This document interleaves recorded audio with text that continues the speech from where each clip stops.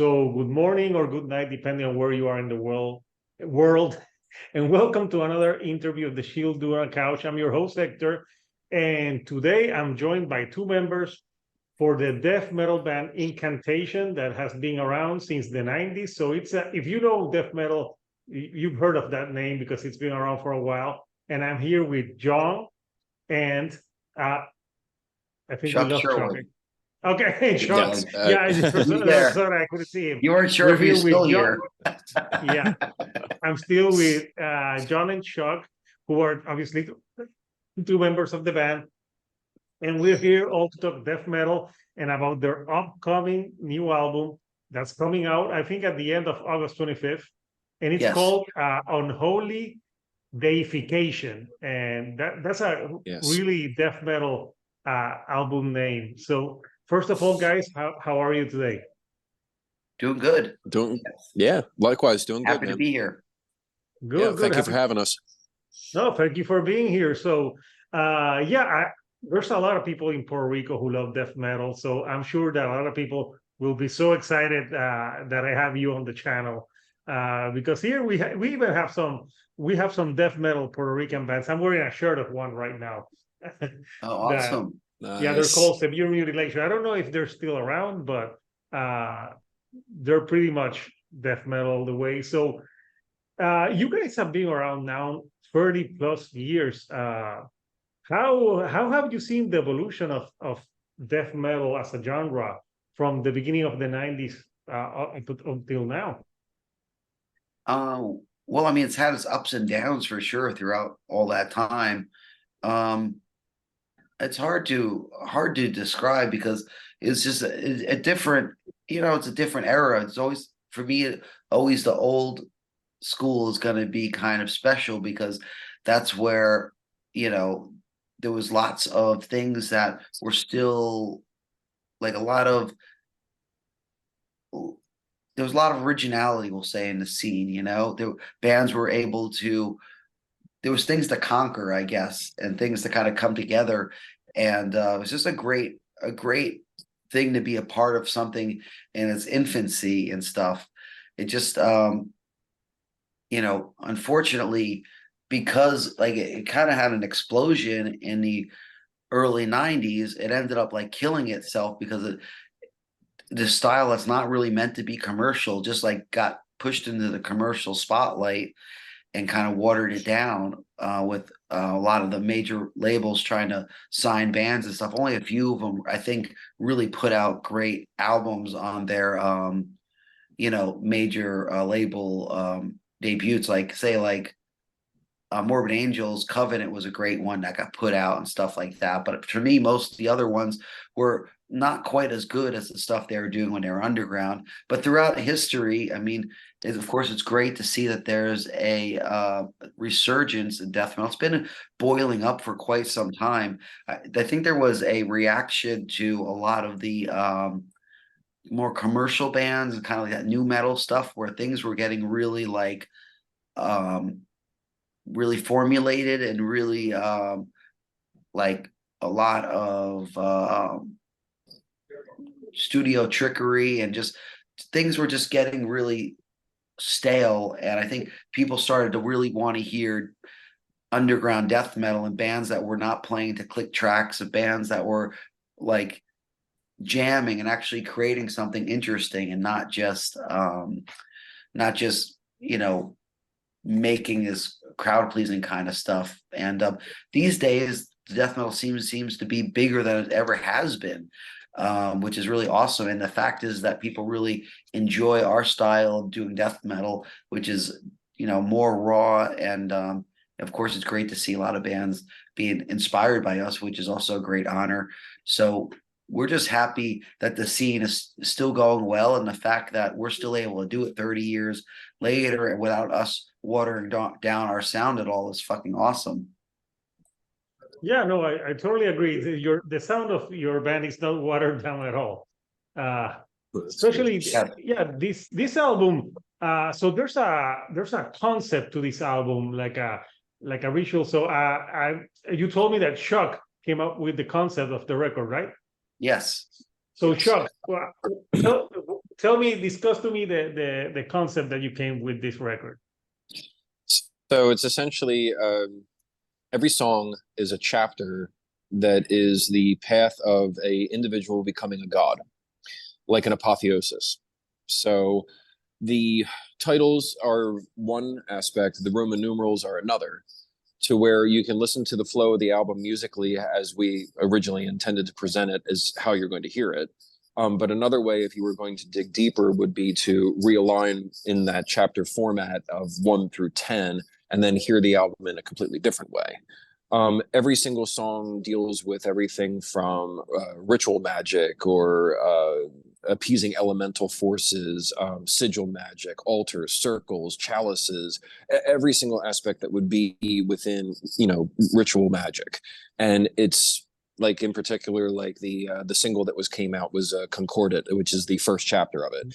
This is the individual that finally decides to, he's like sick of subsisting on belief and ethics and faith, and he wants to transcend this mortal plane into something that is greater.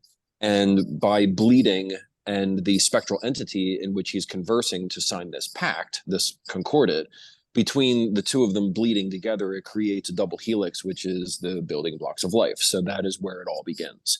And by the end, he is essentially being revered and sacrificed to. He's being, idols are being made to him. He's been, like craven imaged.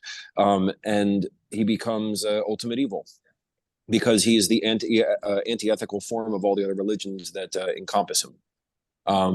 And you must pass through him to die.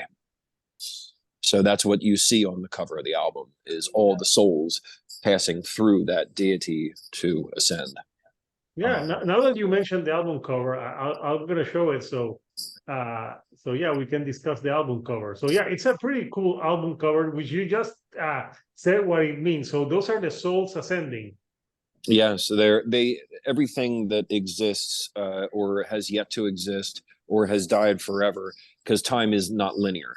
It has to pass through him. So yeah, it's a pretty cool album cover, and I think you worked with an artist that you worked with before, right? Indeed, that's Ellerin Cantor. He's been a collaborator with us and creating our album artwork since Dirges of Elysium.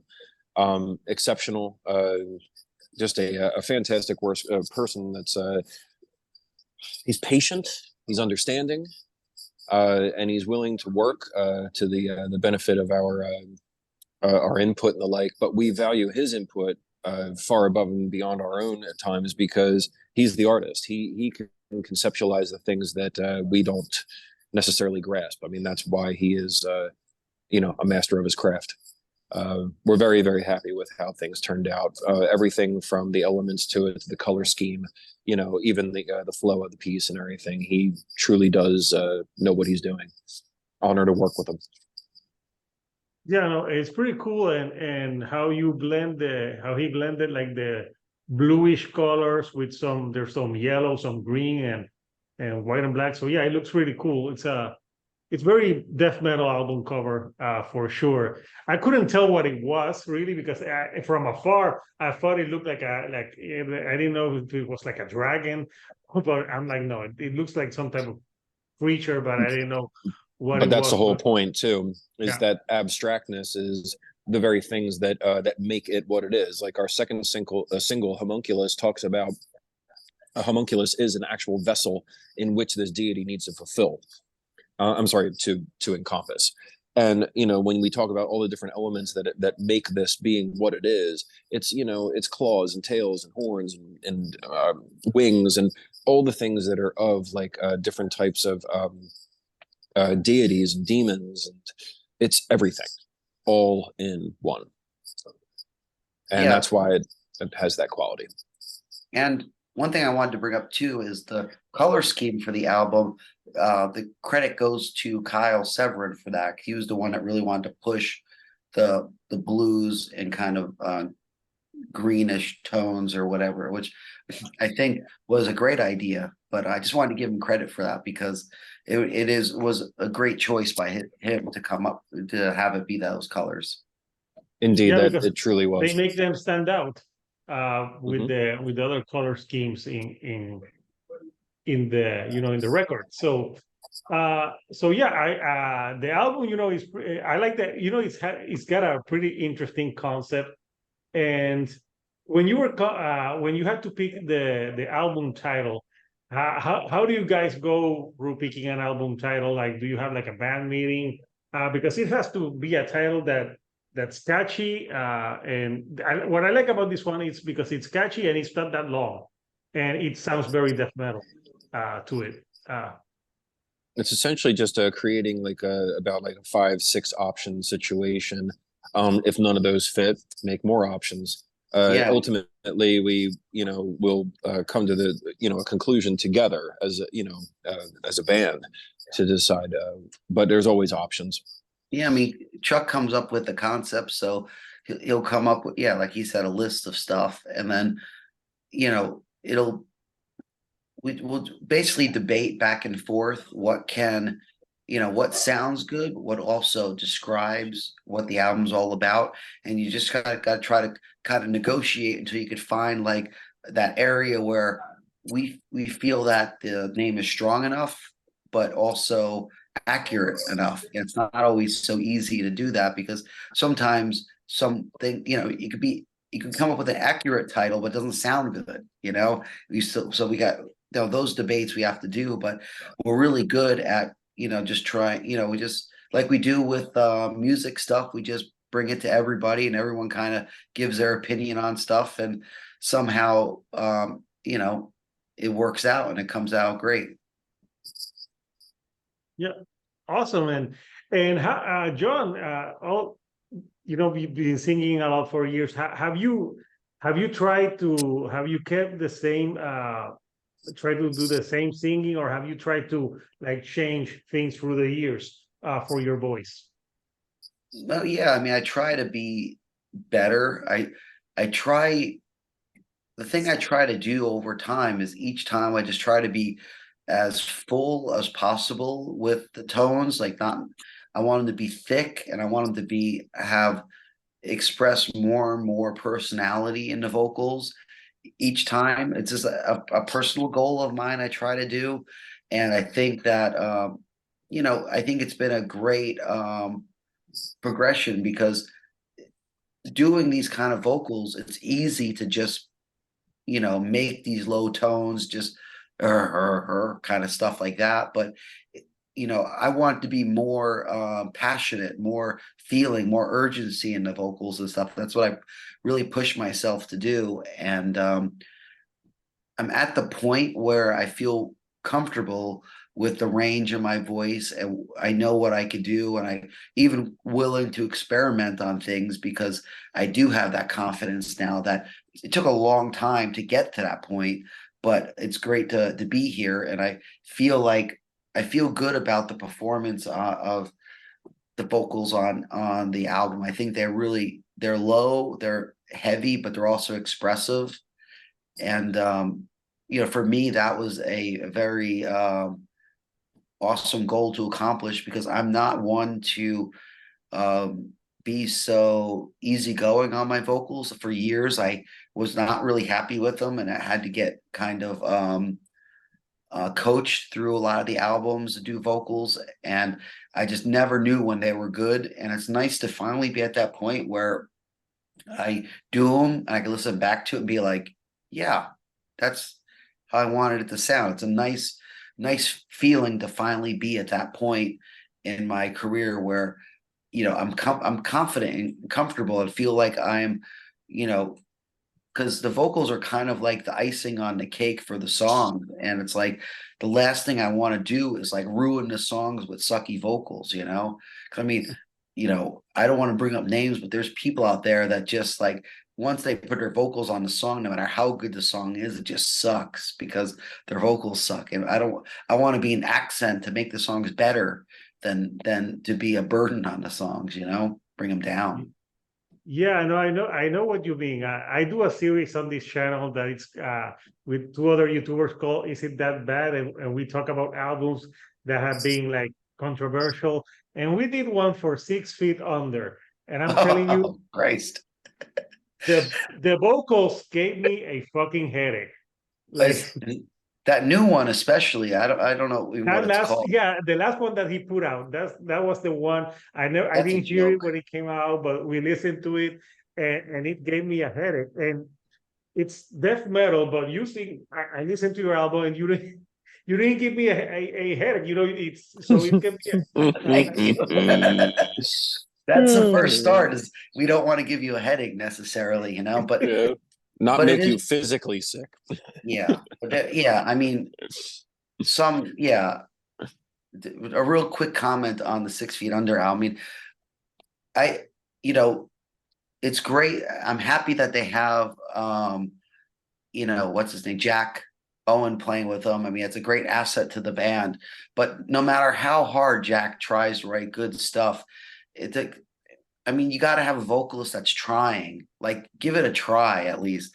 Like, to me, it sounds like Chris on that album was just trying to be sarcastic and just joke and just kind of make a mockery of death metal. It wasn't like he was trying to really do a good job. I mean, it's obvious that he wasn't, because I mean, I know he was never my favorite vocalist, but the guy does have talent. He just has to apply it. I mean, I don't know why you would do an album and not truly try to do your best at it. It just, I guess it shows your character. I don't know, because I would never not try my best. I might not have always been great at doing vocals, which and it sounds egotistical, but I do feel great about the vocals I do now.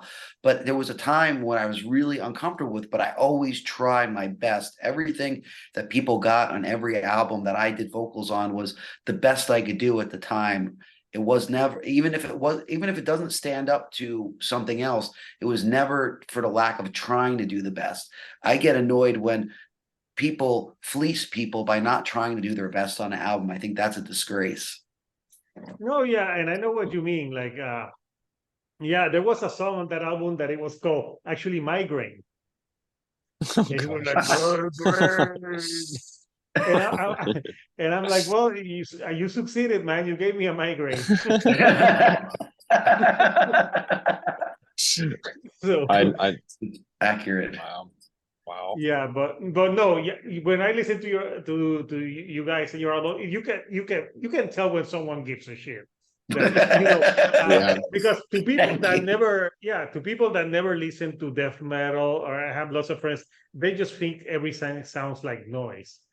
Yeah, Sure, I of course. have non-metal friends that tell me, so they're like, oh, so you listen to Metallica? That's like the hardest thing ever. I'm like, not really. Like, so That's very common the world over, man. They all yeah. I do mean, it. back when I was in the '80s, when I was doing stuff like in Revenant or even starting Incantation, people would be like, "Oh, you playing a band? Looks like you're playing a metal band." I was like, yeah, I'd be kind of embarrassed, but yeah, I play in a metal band. It's like, oh yeah, like Bon Jovi. I'm like, yeah, exactly like that. Just like Exactly. that. Just yeah, like well, that.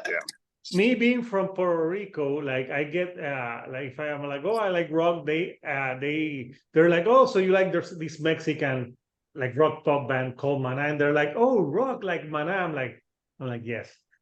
Yes, exactly. Yes, exactly. Yeah, Like, there's It's people in not my worth work that even do the arguing.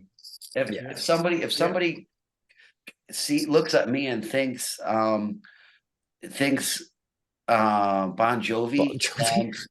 the conversation doesn't need to really go much further. It's like they're No. just like, yes, it's exactly like it. Just you, buy her album and yeah, live in you prayer. and Bon Jovi are like lookalikes. I'm just seeing it right there. It's You're the true. Bon. John is the Bon I didn't want to be Jovi the of one to death say metal. it. I Maybe you didn't want to should be do the one to say it. like Well, he a was a big Living on a influence on Prayer. me. Yeah, Do a Living on a he was a Prayer big death metal influence on me. cover. The what? Yeah, if it wasn't for Bon Jovi, Incantation would not be the band that is today. Yes, yes, I'm Oh sure. man. Yeah, That, I try to get those vocal lines, as close as John Bon Jovi as possible. I really don't want to have that kind of, that fun to the vocals, that in and out of love or something like that. Well, but I saw a YouTube interview that you did, or like ask you, and you were like the first like riffs that you did, and you did like first you start like with some Motley Crue, like Looks That Kill, and you Oh, start that's how yeah. when you Oh start wow. playing. Yeah. Yeah, I mean, I grew up, at that time when albums like what Shout the Devil came out, and yeah, I was playing a lot of, I was playing like probably the first riffs I learned on guitar, like actual riffs that my guitar teacher showed me was, well, the first one was Highway to Hell by AC/DC. And then the second one I think was Looks That Kill. Just dun, dun, dun, dun, dun. I was so excited to be able to play something with chords back then. And then I think the third one he taught me was Rocky Like a Hurricane, by Scorpions. Those were like probably the first song. Yeah, those were like the first songs I learned how to play. And basically he had to teach me how to play them. Like I couldn't figure it out. It was impossible to figure them out on my own.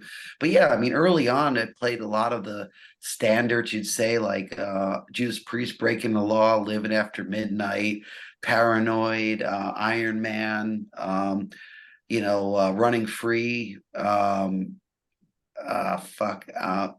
Iron Maiden used to play that song. Just a bunch of, even a Queen of the Reich by Queensryche I used to play. I used to love playing that song. That's a good song. Anyway, but yeah, I mean, I grew up, playing a lot of that stuff. That was like the introduction to, a lot of the more extreme stuff. I mean, I was getting into more extreme stuff at the time of learning some of those songs, but it was just like, I had to work with what I was capable of doing and stuff, but like slowly in the background, I was kind of showing interest in like bands like early Slayer and Metallica and Exciter and all that kind of stuff, Manowar. But I was really only capable of playing some of the simpler metal covers at that time, which was still great. I mean, we had a great time.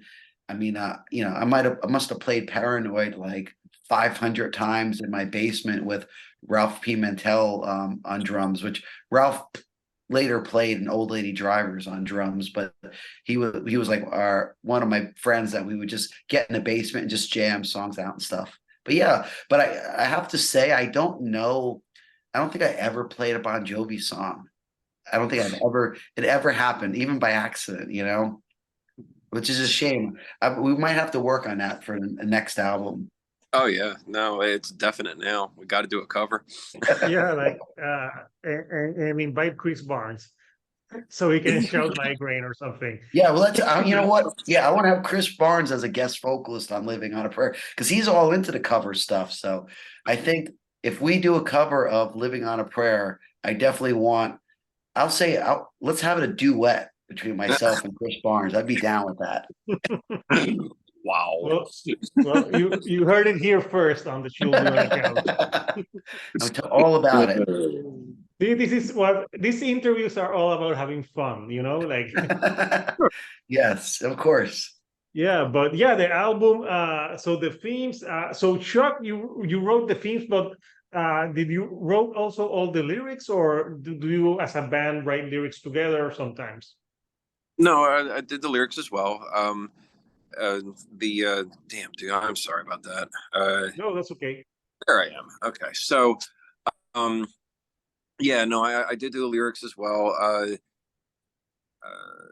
Yeah, I don't know where was this going. I'm sorry. So You just uh, want to know if we wrote the lyrics together or you wrote the lyrics yourself, Yeah. and you wrote the lyrics yourself for it. I mean, basically, ever since he joined the band, he's been integrating more and more lyrically, and I've been wanting to phase myself out in the lyric process of it.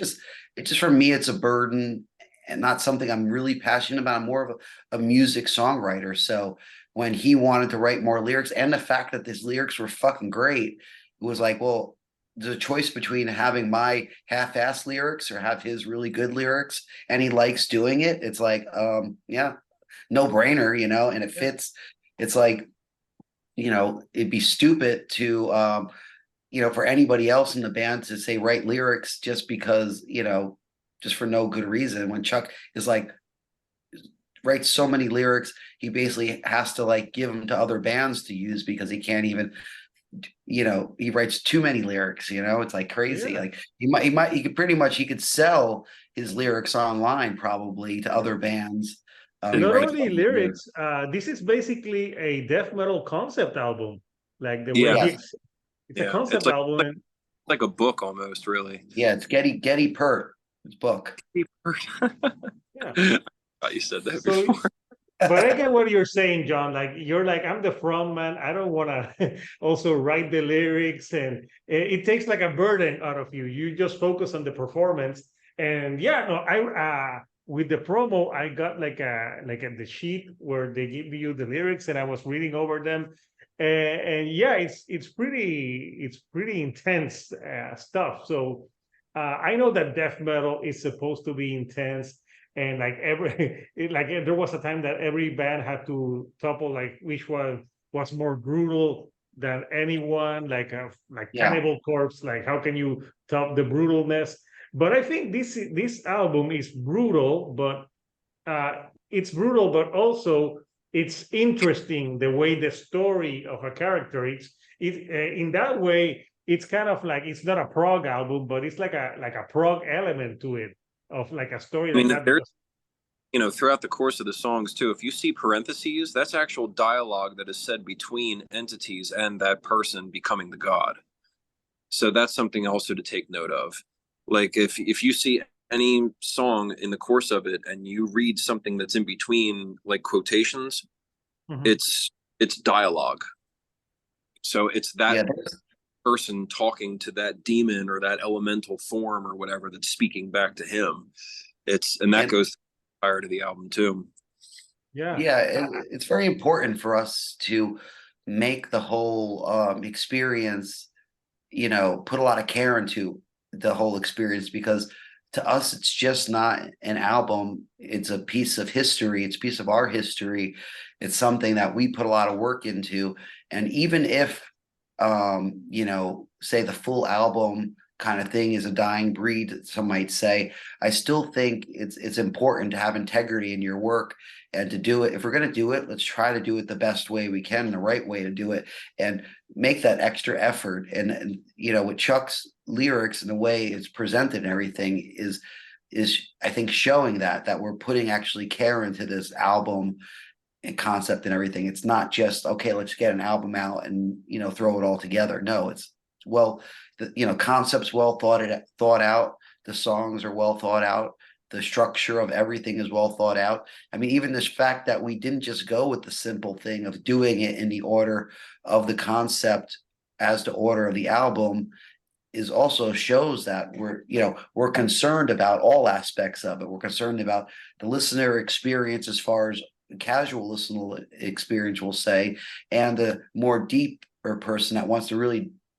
dig in deep, they could listen to it in the order of the concept. These are all, it's just all about taking it seriously and being really wanting to give people something that is, we'll say, if it's worth it for us to spend our time doing it, it's worth it to give people the best experience possible with it, and of course some people aren't going to give a crap about it at all, and it's fine, because we're not doing it to like please everybody. You don't expect everybody to look at it as diehard as we would or some of our fans do, but the fact is that we do put that care into it, which I think is important. It's important for us too. We want to know that we did a great job with everything and put a good package together and whatnot. It's not just about it's not just about doing it. No, of course. Yeah, you're not like half-assing it, like, oh, we need to put another album so we can get out of this contract deal or anything like that. No. And I don't know where Chuck is, but I hope he's talking about demon possession and stuff. I'm like, there must be people like, there's this dude talking about. Yeah. There was two folks here earlier actually, and they were like, but then the battery like started going like your phone's about to die. So I switched to the power and they were just about leaving as I'm talking about demons and stuff. So guess what? Yeah. They're like, there's this dude with a Friday the 13th shirt and talking about demons. Let's get out of here. It was worth it. Yes. I sure hope that, yeah, this is the type of interviews that I won't show in my school kids because they go to a Catholic school and they'll probably expel them. They'll be like, oh, that guy, he's talking all about demons and Well, it was stuff. funny too because somebody was saying that if they rearrange the song in that order, does it mean that it opens up some portal to the abyss or whatever, and possess their dog or something? Possible. Yeah, it is possible. We can't say no. Yeah, I mean, I can't No. disclose that information either. I mean, the powers that be might, strike me down. Yeah. That's to me the only evil music that really opens up a portal to hell. It's Celine Dion. Yeah. She's the antichrist. like if I had to hear to My Heart Will Go On for another, like I'm telling you, a gate would open. Yes, no, and everything just gets laid to waste, ashes in her wake. Like, no, it's just biblical Yeah, proportion. it's an abomination. Yeah, that and what's the other one? Taylor Swift. Yeah, like a biblical prophet, made flesh. Oh, well, worship there's me. actually some new metal bands, but metal bands that are like, not the way you start, that have like Taylor Swift cover songs, which I find like, oh, that's interesting. So be it. Yeah, well, I'll pass on it. I'll pass Yes, on it. I can't see you, John, singing to a Taylor. I can hear you like doing a death metal version of "We Belong Together," or I don't even know what that is, but I believe you. I have your young kids, so I've listened to that music too. Oh, okay, gotcha. Yeah. Maybe we could do our own version of Graveyard Classics and just play like super pop songs. How brutal! It's like what was it? Pat Boone in a metal mood, Yes. Wow. Yeah. So when you guys take this on the road, do you want to do this album like in the sequence that it goes on the record, at least for one show, because it would make sense since it's like a linear theme. I never had even considered that. That's a very interesting question. John? Yeah, I never really considered it either. I wouldn't say that I'd be against it by any means. I think it would have to be a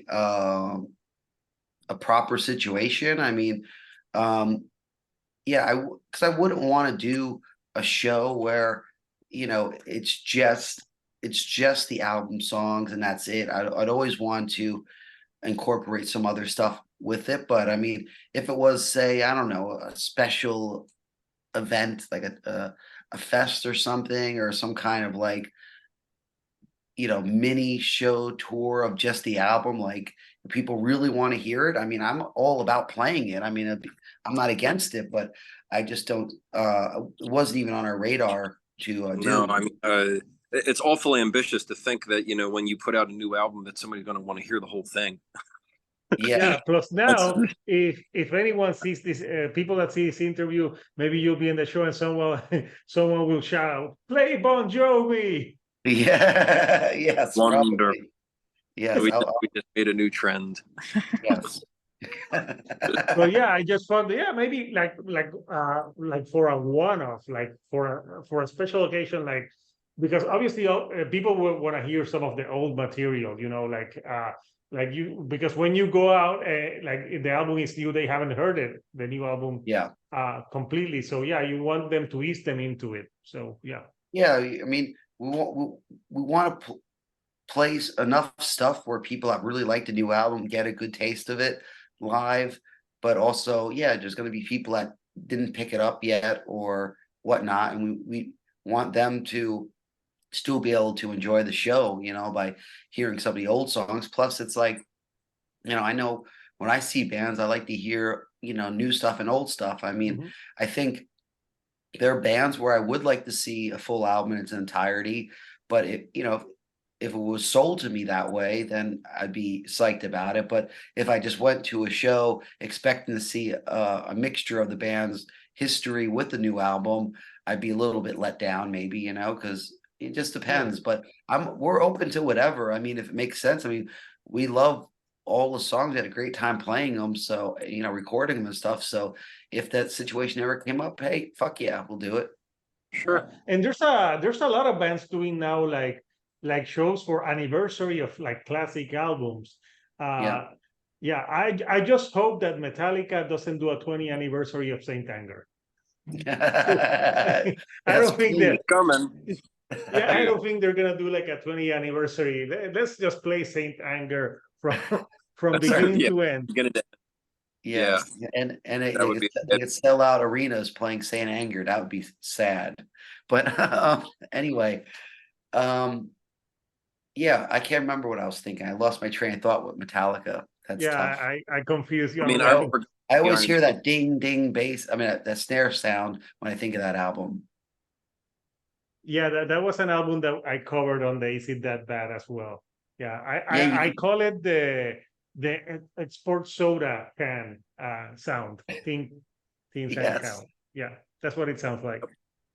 But yeah, it's something that they're doing a lot. A lot of like bands doing like classic albums.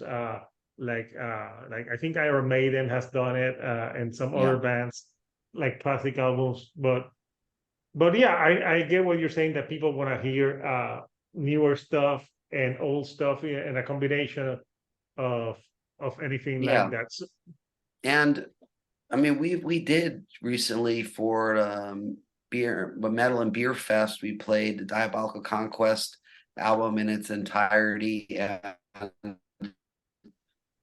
what a few times here and there we've done, like we played at CIM one year. We played Diabolical Conquest. We also did Onward to Golgotha in its entirety at a certain point. Yeah. Too, it's not something. Even Mortal Throne we've played in its entirety before, so it's not out of the question to do. It's just not something that we're usually really psyched to do, just because it's a lot of fucking work relearning yeah, a whole album for like one or two shows. It's like I said, we don't mind doing it, but you'd want to have a longer time of doing it. Like if we learned an album in its entirety, we want to do like, I don't know, a full tour or something. So at yeah. least we're like utilizing all that work, relearning these songs. If you do like one or two shows, even though it's cool and it's fun, it's like, fuck, that was a lot of work for one fucking show, I mean, the Yeah. Golgotha 5th anniversary, we even added some songs at the end, if memory serves me right. We did the album in its entirety, but it was only through the course of like what, 4 shows? Yeah. It was Yeah. an awful lot of work for 4 shows. And then we did do it in CIM the one year, but we also did Diabolical at CIM. Yeah. It's No, yeah. endeavor, you know what I mean? To pack it all into your brain before you go out there and make it happen. That's a lot of, yeah, I agree. That's a lot of work. So I have John, this is a serious question. Maybe you laugh, but how many times have you been confused with Max Cavalera? Honestly, quite a lot. It was Really?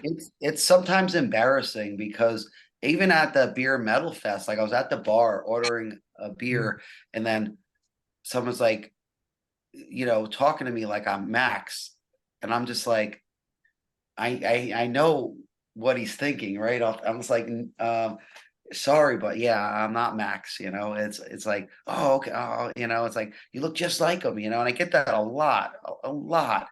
It's really kind of funny, but I take it as a big honor. I mean, Max Cavalera is, a death metal icon, a really nice, cool dude.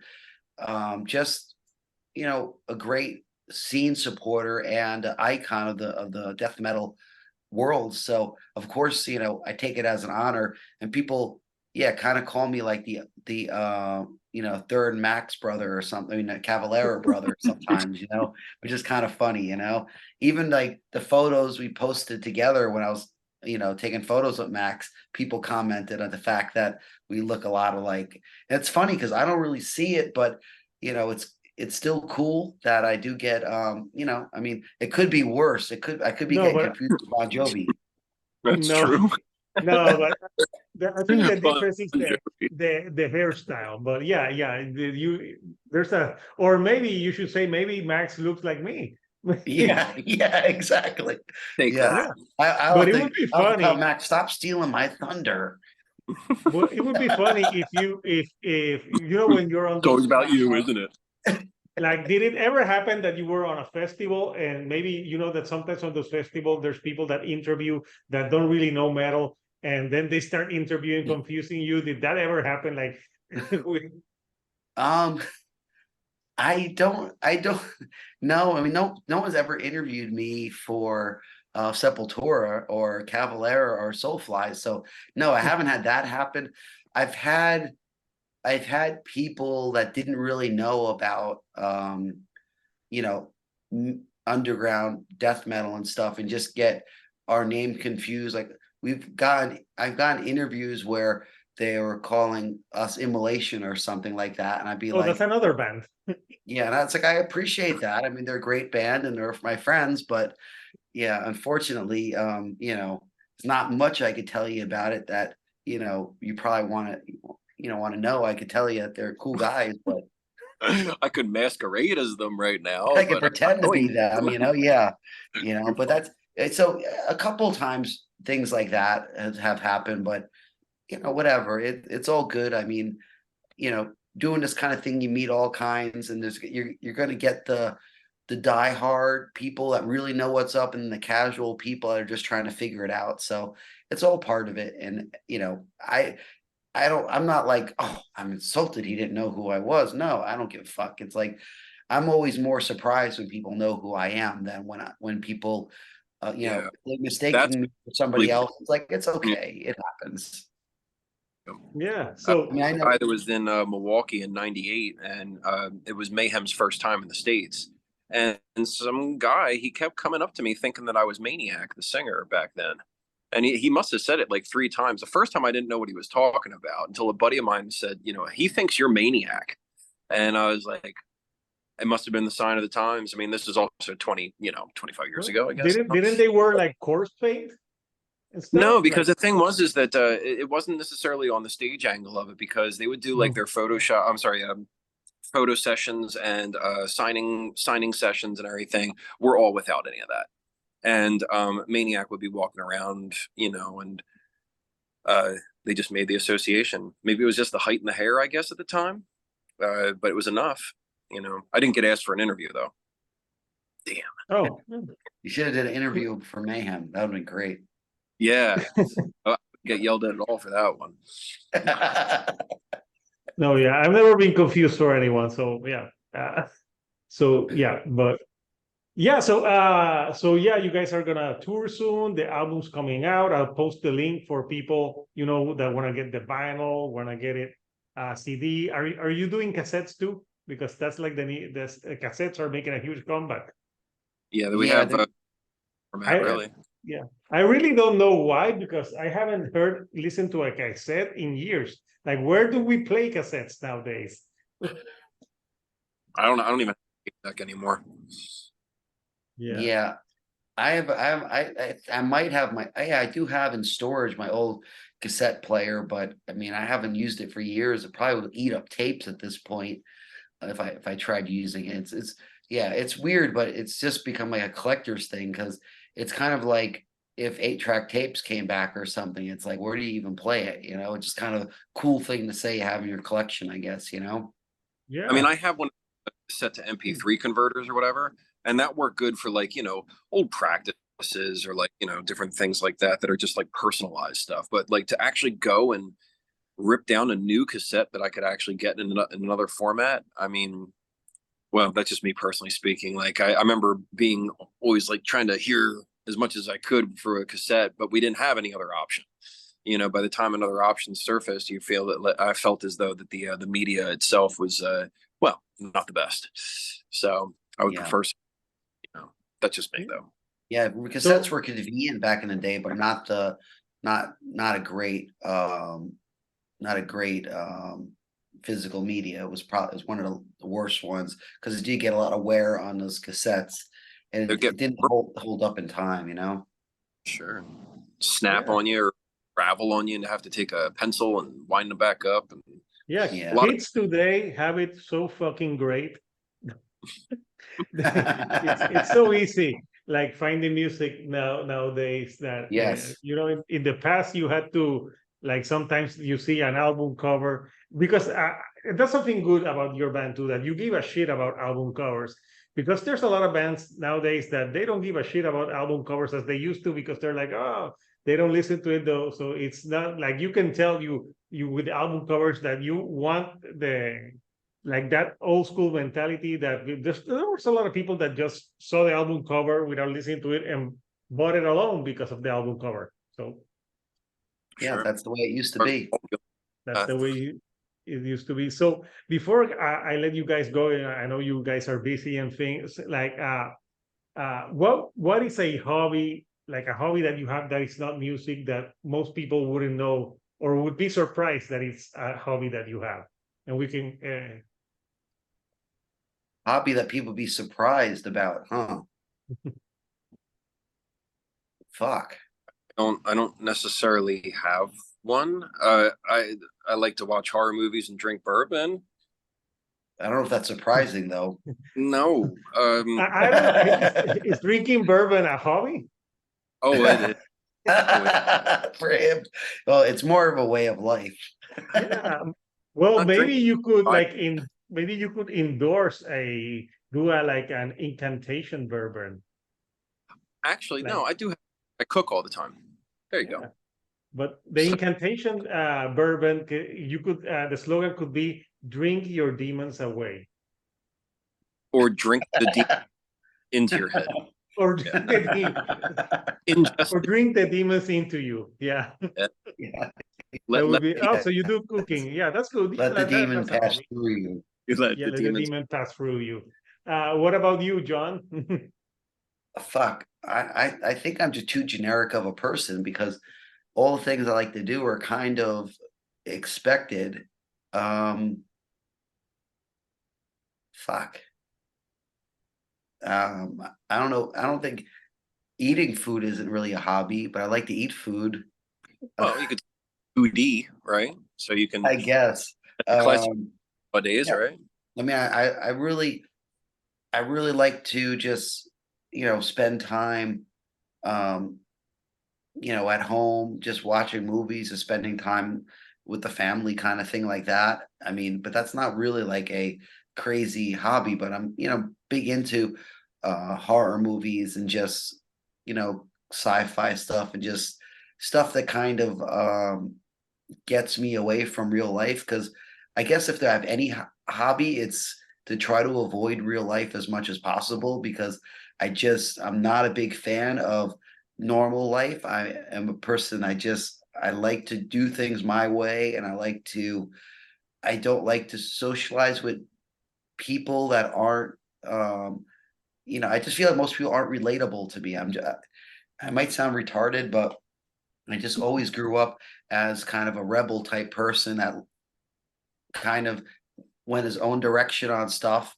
didn't care about what other people thought. And to this day, like, doing normal things that normal people do every day are just things that I just dread doing, like going out in public, going to the grocery store, going to get I was gas. gonna say, yeah, I don't see you in the Whole Foods market talking about the latest yogurt Yes, with exactly. I with mean, the housewife, with the doctor, like, oh, let's talk about how much like gluten this food has, and yes, yes. No, in fact, in the McEntee household, we actually have gluten balls.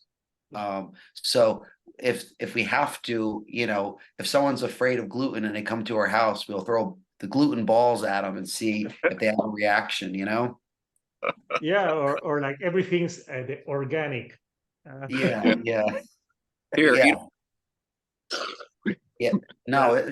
it's actually, I mean, my wife is a really good cook, and she cooks a lot of stuff, from kind of scratch, or whatever you want to say, and it is really awesome. But yeah, when it comes down to like, you know, going in public to get the food, I'll go with her out to the local, supermarket or something like that. But if I have to go like on my own or something like that, I'm just like, okay, let me get what I want and to get the fuck out of here. And hopefully I could do it on incognito. Like I don't want people to ask me questions. I don't want I'm just a weird like that. I don't know why, but it's like I only feel comfortable around my group of people, the people I want to be around, say like the band or fans at shows, or I don't know, I go to a horror convention or some other kind of thing where I want to go to. I'm great and I'm social, or like I really like, I'm really social, at home with my wife and stuff like that. But when it comes to like, you know, yeah, going outside of my comfort zone, it's like it's terrible. I just hate it.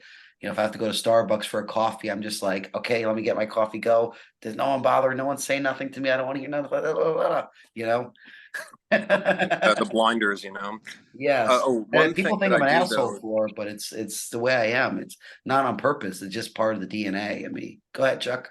Sure. No, I mean, I feel the same exact way. I mean, I have to converse with half the people at my work environment, and I'm also a chatterbox anyway, so it works out. But one last thing, when you mentioned horror conventions, I guess this is a hobby of mine. Is I do collect original horror movie posters and autographs. So that's might be on the more bizarre angle, but like that is something that I do quite often, actually. So there Yeah, you go. That's not awesome. everyone does that.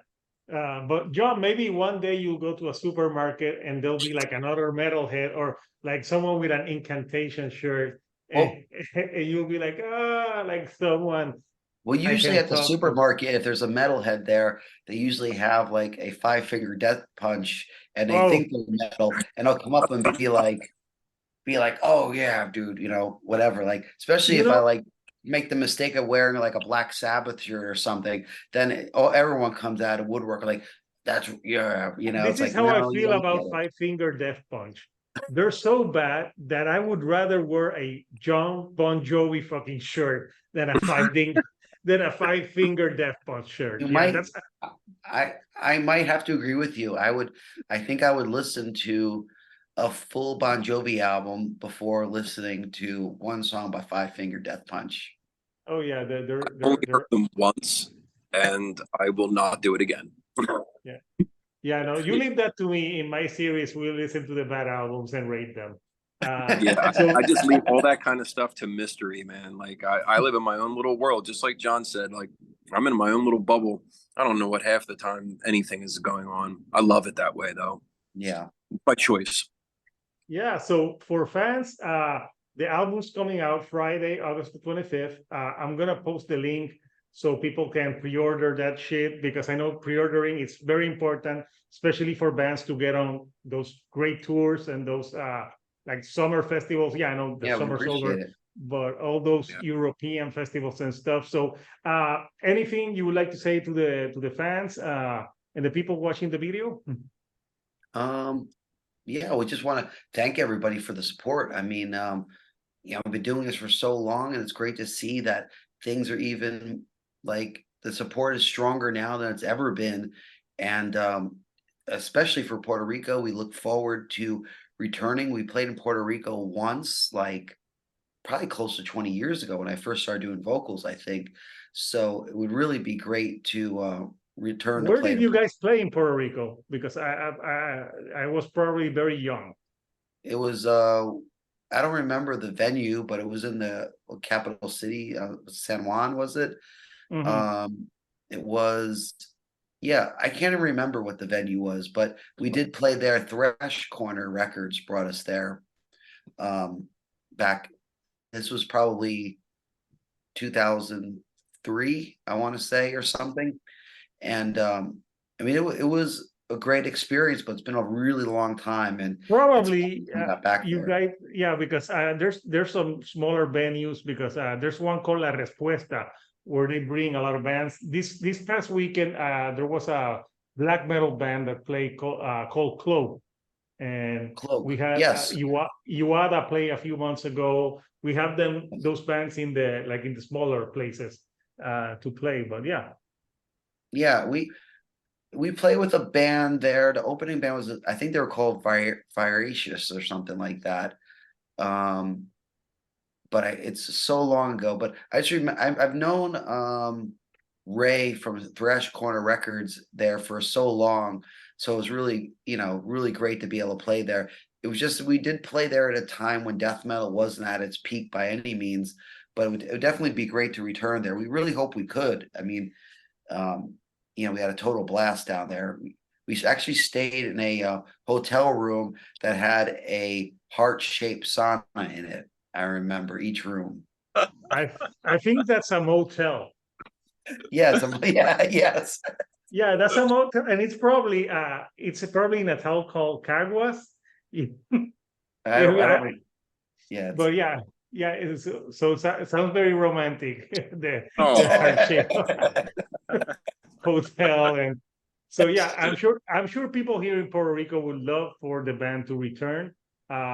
We have a like metal does not like Puerto Rico is not known for like metal, but we do have metal fans, and we do have bands, and we have like a local scene here. So I'm sure people would be pumped to see you guys. So John, Chuck, I want to thank you for talking with me. We've been talking for a while now, so it's been really fun. You down to earth people, and people that Incantation album is really kick ass. So if you like death metal that people give a fuck what they're singing like, you need to listen to this record. So until next time, people, this is Hector, the Shield Duo on Couch, and I'll see you all right here on the couch. Thank you and good night.